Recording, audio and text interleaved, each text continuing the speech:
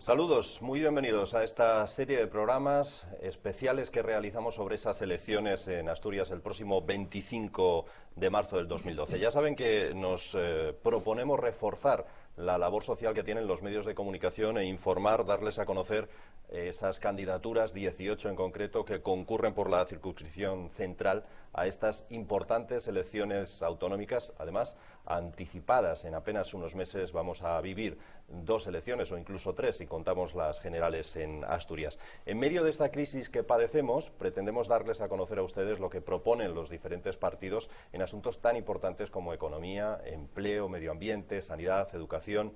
Lo que vamos a hacer, si les parece, en este día de hoy, como siempre, es conocer un poco más a fondo, antes de presentar a nuestro invitado, conocerle un poco más mediante esta ficha.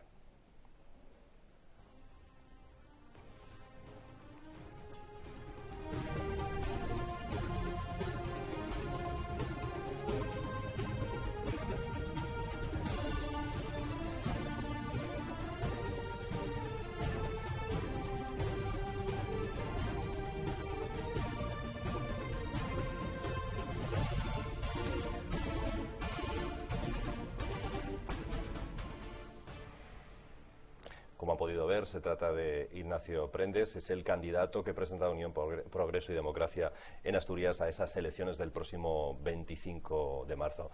Ignacio, bienvenido, ¿cómo estás? Muy bien, muchas gracias.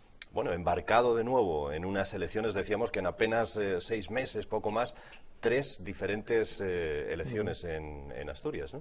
Sí, la verdad es que estamos haciendo un máster acelerado en campañas electorales, ¿no? Llevamos, pues efectivamente, 3 campañas en un año, ¿no? Lo cual, sinceramente, dice muy poco en favor de los que nos han traído hasta aquí, ¿no? Los que han provocado esta situación de ingobernabilidad en la que ha vivido Asturias a lo largo de este año. Ya digo, tiene mucha responsabilidad en que esto sea así. Cuéntenos un poco qué es Unión Progreso y Democracia. Bueno, Unión Progreso y Democracia es un partido joven, un partido nuevo, que nace en noviembre del 2007, que agrupa gente muy diversa de todo el país, de España. Nacimos de una plataforma, de un movimiento ciudadano que se llama Basta Ya, que nació en el País Vasco en contra de los movimientos totalitarios y terroristas del nacionalismo identitario vasco. Y a partir de ahí pues vimos la necesidad de extender un poco las ideas que ese movimiento cívico defendía y llevarlo también a la política, llevarlo a las instituciones, ¿no? Y que yo creo que se definen perfectamente en lo que es nuestro nombre, ¿no? Unión, Progreso y Democracia. Eso es lo que nos define, ¿no? Y que yo creo que conecta con las ideas de la mayoría de los ciudadanos españoles, ¿no? Hemos ido creciendo a lo largo de estos 4 años largos de vida que tenemos, y tenemos representación en el Parlamento Europeo, en el Parlamento Vasco, en ayuntamientos, en la Asamblea de Madrid, y recientemente, pues en las últimas elecciones en noviembre, 1.140.000 españoles nos votaron, y tenemos grupo parlamentario en el Congreso de los Diputados, ¿no? Y entonces, bueno, somos una fuerza política joven, nueva, y yo creo que emergente, ¿no? Que está recibiendo continuamente un apoyo de gente muy diversa, ¿no? Se critica a algunos partidos por ser personalistas, por estar basados en su líder. ¿No le ocurre un poco eso igual a Unión Progreso y Democracia? No, nosotros tenemos un liderazgo fuerte, y es evidente, ¿no? Y es un liderazgo que además ha sido necesario para que este partido llegue a donde está ahora, ¿no? Lo que pasa es que nuestra primera diputada, portavoz y líder del partido, Rosa Díez, fue nuestra única diputada durante la primera legislatura en la que concurrimos durante 4 años, y eso marcó de alguna manera que la imagen, la voz que únicamente transmitiese ese partido era la de Rosa, ¿no? Aparte que para nosotros el que tengamos un liderazgo como el de Rosa, yo creo que es una suerte, ¿no? Una ventaja, un liderazgo de la política a la cual los españoles mejor valoran, y es la líder política ahora mismo más valorada, ¿no? No es ningún hándicap, sino todo lo contrario, es una ventaja, ¿no? Pero ya hay otras voces, ya hay otra gente. Hemos hecho ese proceso de crecimiento lento que te explicaba un poco al principio, y en el cual hemos ido entrando en otras instituciones, y ya hay otra gente que es perfectamente reconocible como representante de UPyD, no solo ella, ¿no? Estamos en medio de una tremenda crisis con la que está cayendo. Me imagino que la campaña debería estar basada básicamente en propuestas para combatir el desempleo, para sacarnos adelante de esta crisis económica, ¿no? Efectivamente, no hay nada más importante ahora mismo que el empleo, ¿no? La recuperación económica y la generación de empleo. nada más importante que esto nos debería de preocupar, y a nosotros es lo que realmente nos preocupa, ¿no? En ese sentido, nosotros apostamos por medidas que apoyen a la economía real, que apoyen a las pymes, que apoyen a los autónomos, a los emprendedores en general, que son los que ahora mismo tienen capacidad además de generar actividad, de generar empleo de forma más rápida, ¿no? Y queremos incidir mucho ahí, ¿no? En ese apoyo a la economía real, ¿no? Ya digo, la gente que se arriesga, la gente que está dispuesta en este contexto de crisis, esta situación tan difícil, dar un paso al frente, asumir riesgos y por lo tanto generar actividad económica. Ese es el núcleo central de nuestro programa. ¿Cómo se crea empleo? ¿Cómo se ayuda a estos pequeños y medianos emprendedores? Como nos dice, en una situación donde tampoco hay dinero como para demasiadas ayudas, ¿no? Evidentemente, lo primero es asegurar la financiación. Mientras no llegue la financiación a las familias y a las empresas va a ser muy difícil, ¿no? De hecho, nosotros en la anterior legislatura, a través de Rosa Díez, propusimos en el 2009 ya una reforma financiera que de alguna manera desbloquease la situación en la que vivía sobre todo el 50% de nuestro sistema financiero, que era el sistema de cajas, ¿no? Propusimos una reforma en profundidad de las cajas que no se quiso hacer en aquel momento y que de alguna manera es lo que ha cortocircuitado ese circuito del crédito que no ha fluido y que ha sido en gran medida el responsable de la situación de muchas de las empresas, ¿no? O sea que lo primero habría que atender a esto, ¿no? Al crédito y a la situación financiera, que ya vimos que se ha perdido mucho tiempo. Ahora tenemos encima de la mesa una nueva reforma del sistema financiero que veremos a ver cómo se concreta, todavía no está concretada, pero hemos perdido mucho tiempo. Hay que ir a medidas además concretas. Mire, aquí en Asturias tenemos un ejemplo clarísimo, ¿no? La semana pasada nosotros estuvimos con los representantes de los emprendedores, de estos autónomos que han quedado sin cobertura del ticket del autónomo, 976 asturianos que habían dado un paso al frente, que habían asumido riesgos, que habían asumido créditos para montar una pequeña empresa, un pequeño taller, que habían salido del paro para ir hacia el autoempleo, ¿no? 976, y que han quedado absolutamente abandonados y con los cuales la Administración ha incumplido todas las promesas que les hizo, ¿no? Ese tipo de cosas son las que no se pueden permitir y ese tipo de medidas son las más efectivas, ¿no? Para muchos de ellos la ayuda que les podía facilitar la Administración era una ayuda absolutamente decisiva, vital, la diferencia entre que su proyecto saliese adelante o no pudiese salir adelante, ¿no? Y en esas medidas son las que nosotros queremos incidir. Luego, seguramente que se gastan miles de euros en otro tipo de subvenciones, en otro tipo de ayudas que no tienen esa eficacia, que no tienen, ya digo, esa capacidad de incidir en la economía real de forma rápida, ¿no? Nosotros por eso apostamos. Ha habido una serie de medidas tomadas, adoptadas por el nuevo gobierno desde las últimas semanas. Prácticamente cada viernes, cada Consejo de Ministros supone nuevas medidas. ¿Qué opina de algunas de ellas, como esa reforma laboral? Para nosotros la reforma laboral es una oportunidad perdida. Nosotros desde el principio dijimos que era necesaria una reforma laboral, pero una reforma laboral que incidiese sobre el principal problema que tiene nuestro mercado de trabajo actualmente, que es la dualidad entre un grupo de trabajadores fijos, generalmente trabajadores de medianas y de grandes empresas y de una cierta edad, con un nivel de protección alto, muy estimable, y luego la inmensa mayoría de trabajadores que afecta además a los colectivos más vulnerables, a los jóvenes, a las mujeres, a los inmigrantes, que viven permanentemente enlazando un contrato temporal con otro contrato temporal. Esa temporalidad desquiciante en la que viven la mayoría de los trabajadores en nuestro país nos parecía que era un hándicap tremendo para el mercado de trabajo y creíamos que atacar esa dualidad era lo que tenía que ir como primer objetivo esa reforma laboral que era necesaria para generar estabilidad en los trabajadores y también en las empresas. No se ha hecho eso. Esta reforma laboral incide en otro tipo de medidas, fundamentalmente en abaratar el despido, que era, digamos, la única y la casi clásica reivindicación de las organizaciones empresariales. Desequilibra las relaciones laborales de forma importante y, ya digo, no incide sobre el principal problema. Nos parece que es una oportunidad perdida. Sí es cierto que contiene algún avance en relación con la situación anterior. En el asunto por ejemplo, en el tema de la negociación colectiva, que nos parece muy importante acercar la negociación colectiva a la realidad de cada una de las empresas, ¿no? O en el asunto de la formación, que se desbloquea de alguna manera el que eso sea una exclusividad de sindicatos y organizaciones empresariales que tenían una especie de coto cerrado, que manejaban cantidades ingentes de dinero que luego no generaban el rendimiento necesario. Es decir, tiene algunos avances, incorpora algunos avances esta reforma laboral, pero en su conjunto nosotros lo valoramos negativamente porque ya digo que no ataca al principal problema, que es el asunto de la dualidad en el mercado de trabajo. Ya que hablamos de economía, Asturias está pendiente de esos fondos mineros que parece se van a suprimir. ¿Qué solución hay para eso? Bueno, nosotros el asunto de los fondos mineros, primero, creemos que hay que mantener los fondos mineros que están comprometidos y que forman parte de los compromisos del plan de la minería del carbón vigente, que no finaliza hasta este 31 de diciembre del 2012. A nosotros creemos que hay que pelear por ellos y mantenerlos porque siguen siendo muy necesarios para generar el tejido industrial alternativo que necesitan las cuencas mineras. Pero eso es solo la primera parte de lo que pensamos. Los demás probablemente se quedan ahí, en esa batalla, en defender ese sistema de fondos mineros. Nosotros decimos que tan importante como defender los fondos mineros es cambiar de forma radical el sistema de gestión, el modelo de gestión de esos fondos, porque, hay que decirlo así, ha sido un absoluto fracaso. La manera en que se han gestionado estos recursos, muy importantes, 3.000 millones de euros en 2 planes de la minería desde el año 98 hasta el año 2012, que son una cantidad muy estimable de dinero para destinar a formación, a apoyo a empresas, a infraestructuras, y que se han desaprovechado absolutamente. Es inconcebible que del último plan del plan de la minería vigente, el 38% de las cantidades destinadas a ayudas empresariales hayan renunciado a ellas las empresas, ni se hayan consumido. Que de 1.000 millones de euros previstos para obras de infraestructuras, para mejora de las infraestructuras en el entorno de las cuencas mineras, solo se hayan aprobado convenios por importe de 468 millones, menos de la mitad. Y de ellos, la mayoría de ellos, ni están finalizados ni están acabados, ¿no?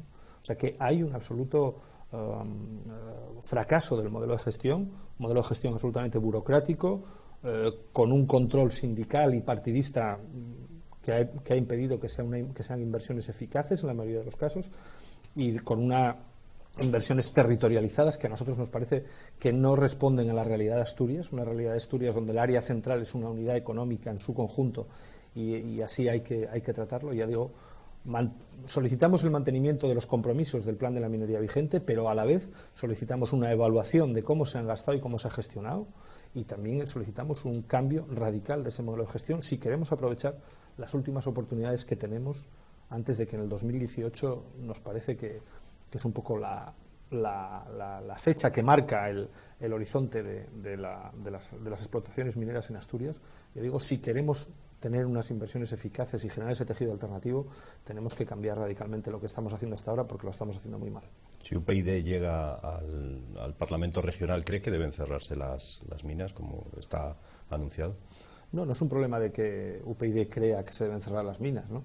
No es un problema de eso. Lo que pasa es que UPyD trabaja con la realidad y no estamos dispuestos a engañar a ningún ciudadano en Asturias, porque el engañarnos, el meter la cabeza debajo del ala como el avestruz, en fin, nos ha traído hasta aquí, ¿no? A romper todas las estadísticas negativas en paro juvenil, en despoblación, en tasa de actividad, sobre todo en las cuencas mineras. Y la realidad es que donde se va a jugar el destino de las cuencas mineras, de la actividad de extracción del carbón como una actividad económica productiva, no se juega ni en Asturias ni en España, se juega en Europa. Y el reglamento de ayudas al carbón, aprobado en diciembre del 2010, ya ha puesto la fecha, ya ha puesto el 2018. Tienen que cumplir 2 requisitos las empresas mineras, que son la rentabilidad económica, la sostenibilidad económica y la sostenibilidad medioambiental. En este momento, las empresas que hacen su trabajo de extracción de carbón en Asturias no cumplen esos 2 requisitos. Solo un pequeño número de ellas, ¿no? Pero la gran mayoría no cumplen esos 2 requisitos, ¿no? Y no son requisitos que nosotros impongamos, ya digo, son requisitos que vienen marcados por la Unión Europea. O sea, que trabajemos con este horizonte, porque llevamos muchos años, más de 20 años, hablando de la generación de nuevos puestos de trabajo, de ese tejido alternativo, de un nuevo tejido industrial que sustituya al viejo tejido del carbón y demás, y eso no ha aparecido, ¿no? Entonces, lo mejor es no engañarse y dedicarnos a esa tarea que es la imprescindible, ¿no? Hablemos de otros asuntos. En ocasiones les he oído reclamar que temas tan importantes como sanidad se devuelvan esas competencias y sean gestionadas por el Gobierno central. ¿Qué proponen ustedes en este área de sanidad? Bueno, nosotros creemos que lo fundamental es garantizar los servicios públicos de calidad que necesitan los ciudadanos. Más allá de quién es la competencia, lo importante es el servicio público al ciudadano. Eso lo tenemos clarísimo, ¿no? Los demás probablemente ponen acentos en otro tipo de cosas. discuten sobre si la competencia es de aquel o de ahí. En ese sentido, nosotros creemos que en una situación de crisis como esta, o construimos verdaderos sistemas nacionales del estado del bienestar, el sistema de sanidad, de educación, de servicios sociales, o no los vamos a poder sostener. Mire, en el día de hoy hemos conocido cuál ha sido el déficit del conjunto de las administraciones públicas, un 8,5%, ¿no? Nos hemos ido casi un 2,5% por encima de la previsión que teníamos que haber logrado y que era el compromiso con la Unión Europea. Y esa desviación del déficit, la responsabilidad, la mayor parte de la responsabilidad le corresponde a las comunidades autónomas. Pero es que las comunidades autónomas son las que centralizan el gasto de estos servicios públicos. Casi el 60 o el 70% del gasto de las comunidades autónomas son por la sanidad, la educación o los servicios sociales.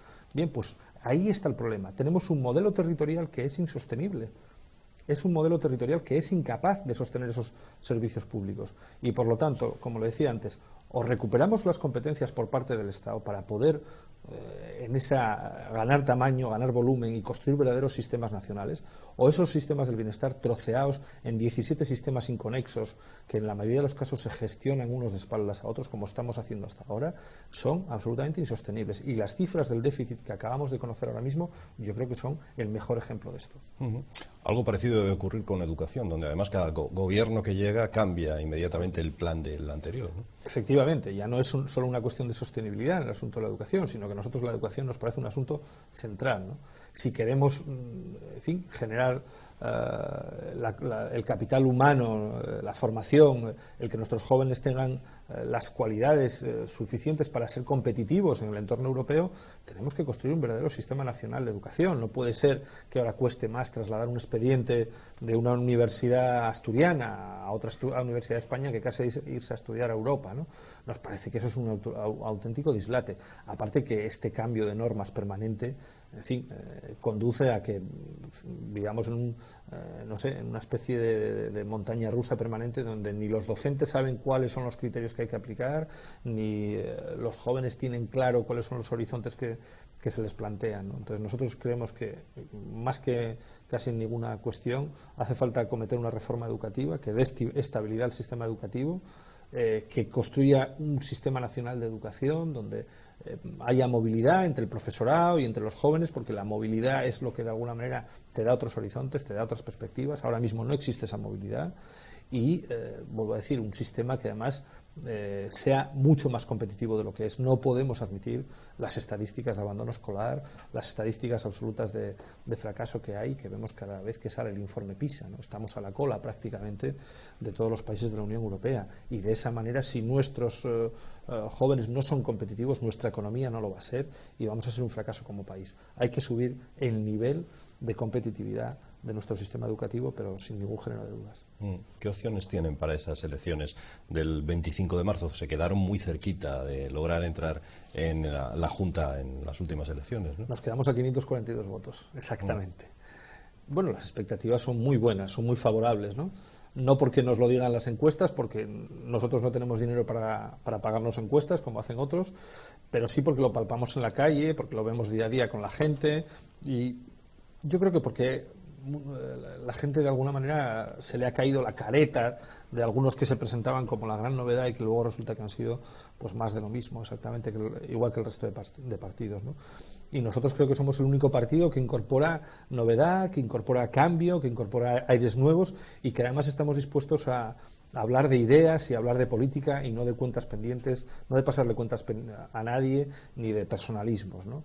Creo que somos un proyecto además que tenemos un proyecto para Asturias porque tenemos un proyecto para España.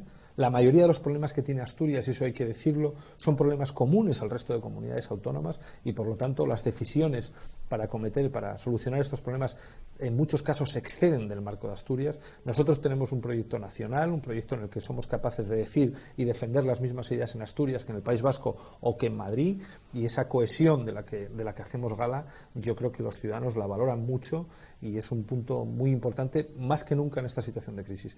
Por eso creemos sinceramente que las expectativas son muy buenas, muy favorables y esperamos tener representación, esta vez sí, en la Junta General del Principado, y más que tener representación, no solo eso, sino ser decisivos en la política que se haga en Asturias en los próximos años. Y si eso ocurre, si ustedes entran en la Junta, ¿qué puede pasar a partir de este momento? Hará falta pactos, bueno, hará falta puede pasar acuerdos. que los asturianos van a notar un cambio. Si nosotros estamos en la Junta, van a notar un cambio desde el principio, ¿no? Porque bueno, somos gente que venimos con unas ideas y con unas perspectivas muy diferentes del actual panorama político que hay en la Junta, ¿no?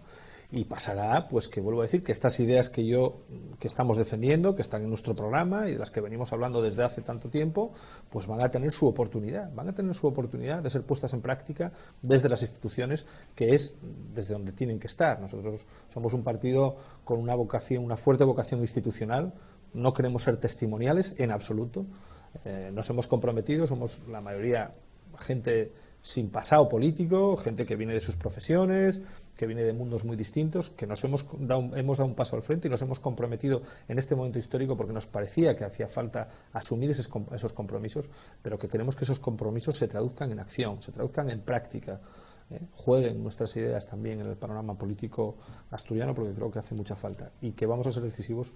Vamos, creo que estoy absolutamente seguro. ¿Con quién es más fácil que pueda pactar UPyD? ¿Con PSOE, Partido Popular, con Foro? Con aquellos que coincidan con nuestro programa, ¿no? Nosotros vamos a pactar en función de ideas, vamos a pactar en función de lo que llevamos en nuestro programa electoral y en función de aquellas propuestas que coincidan con nuestro programa. En función de eso pactaremos siempre políticas, nunca cuotas de poder, ni nombres, ni siglas, ni colores. Pactaremos en función de las políticas. Y yo creo que esa pregunta me alegraría, que como por aquí van a pasar el resto de candidatos, se la haga también al resto de candidatos. Lo digo porque a lo mejor son los demás los que tienen que apoyarnos a nosotros. Nosotros presentamos un programa que consideramos que es un programa de gobierno, que consideramos que habla de los problemas de Asturias, yendo a la raíz y aportando soluciones para ir, ya digo, a la solución de raíz de esos problemas. Y por lo tanto es un programa que no es subsidiario, no nace con vocación subsidiaria, sino que nace con vocación de gobernar. Y por lo tanto a lo mejor son los demás los que nos tienen que apoyar a nosotros. ¿Ese apoyo puntual que hubo en el Congreso entre Foro y UPyD es símbolo de algo, es anticipo de algo? Bueno, no, era símbolo simplemente de que hay un reglamento absurdo en el Congreso que hace que partidos con 300.000 votos tengan con absoluta normalidad derecho a un grupo parlamentario propio, y nosotros con 1.140.000 votos se nos negaba esa posibilidad de tener un grupo parlamentario, que es un instrumento al servicio de esos ciudadanos que nos votaron para hacer política, no por otra cuestión, no era una cuestión personal, sino una herramienta y un instrumento para hacer política. Y era ese reglamento absurdo el que, de alguna manera, nos obligó a ese acuerdo y a ese pacto puntual para esa cuestión que alcanzamos con Foro, y que en ese sentido se lo agradecemos, el haber llegado a ese acuerdo, pero que no iba más allá. Es un acuerdo puramente reglamentario para evitar lo que yo creo que era una injusticia manifiesta, y que era utilizar un reglamento un artículo del reglamento del Congreso que ha sido utilizado por el resto de partidos con absoluta normalidad. Yo creo que, y esto es bueno también, a los únicos que se nos ha preguntado por la utilización de ese mecanismo del diputado asociado es a UPyD. Es bueno porque nosotros nos han puesto un listón, digamos, de exigencia muy superior al resto de partidos, pero, en fin, hay que reconocer que lo que se trataba era de solventar una injusticia, y que hemos hecho un uso absolutamente normal del reglamento, como hacen el resto de partidos políticos, ¿no? Está claro que esa ley electoral les perjudica, pero no parece que los grandes partidos vayan a cambiarla, ¿no? Bueno, ya veremos. Yo creo que en la sociedad cada día ha calado más el mensaje de que vivimos con un sistema bipartidista absolutamente injusto, que lamina la pluralidad, que acaba con la igualdad real del voto, donde hay votos que tienen un peso muy diferente en función del territorio y en función del partido al que se vote, y que es un sistema electoral injusto, absolutamente injusto. Y yo creo que ese mensaje ha calado ya en gran parte de la sociedad española. Yo creo que está muy cerca la reforma de ese sistema electoral.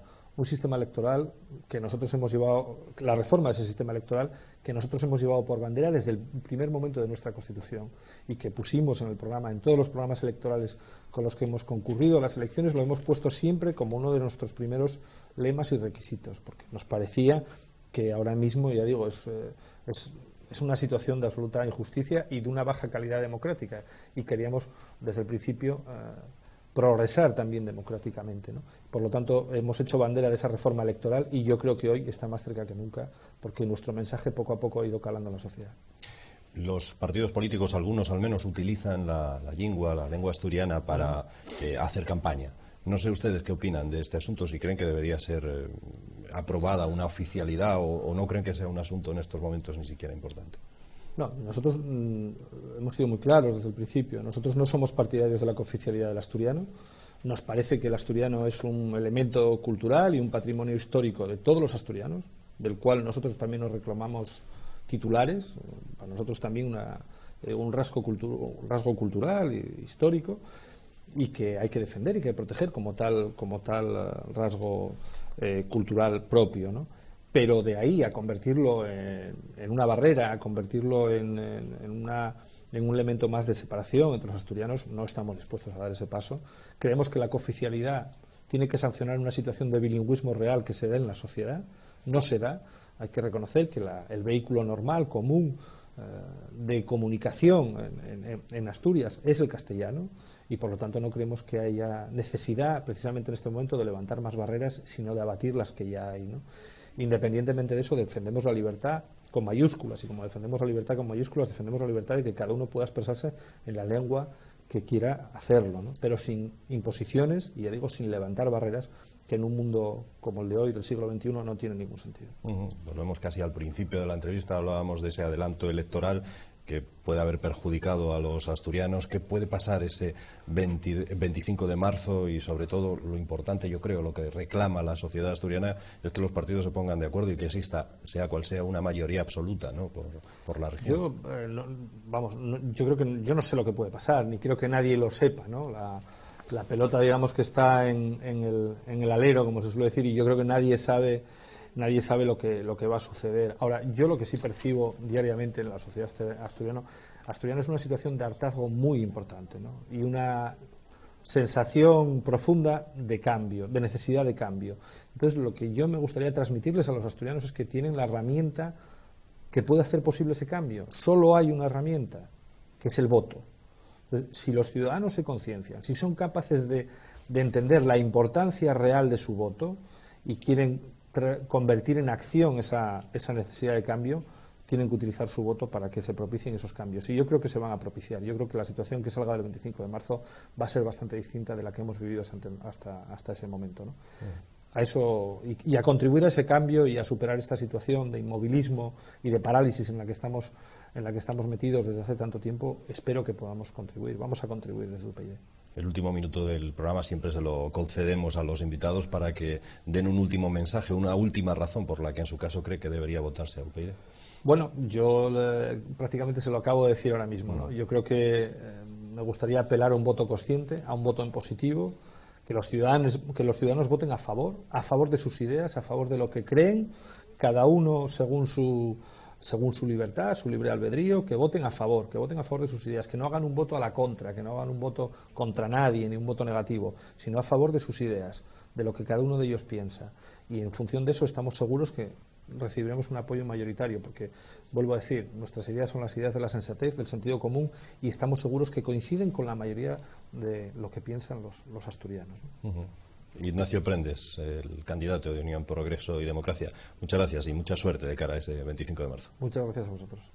Y a ustedes, como siempre, decirles que ha sido un placer tenerles como invitados en este programa, como espectadores de este programa, darles las gracias por la atención prestada, recordarles que vamos a seguir con esta serie de programas que pretenden, en definitiva, darles a conocer, dentro de la labor que tenemos los medios de comunicación, cómo son y qué plantean esos 18 candidatos que, al menos en la circunscripción central, se presentan a esas elecciones del 25 de marzo. Gracias por la confianza prestada en nosotros y esperemos que sigan depositándola. Muchas gracias.